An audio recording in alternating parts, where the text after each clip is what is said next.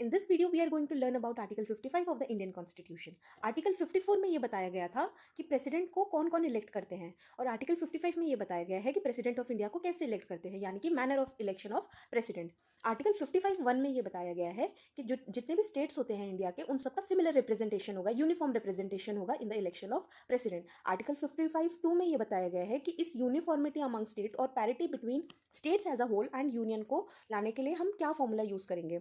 MLA के vote के value का फॉर्मूला दिया गया है, जो कि है उस पर्टिकुलर स्टेट की population divided by total elected MLAs of that state multiply by 1/1000। और एमपी के वोट के वैल्यू के लिए बताया गया है कि जितने भी टोटल एमएलएज के वोट का वैल्यू होगा पूरे इंडिया का, उसको अगर हम टोटल इलेक्टेड एमपी से डिवाइड कर देंगे तो हमें एक एमपी के वोट के वैल्यू मिल जाएगा।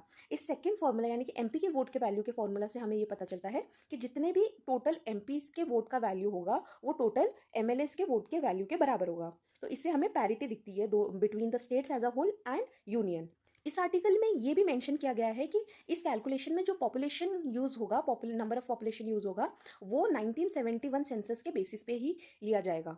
आर्टिकल 55(3) में ये बताया गया है कि जो वोटिंग सिस्टम होगा, जो कि इलेक्शन ऑफ प्रेसिडेंट में यूज़ होगा, वो proportional representation by single transferable vote होगा by using secret ballot. Thank you for watching and do like, share and subscribe my channel.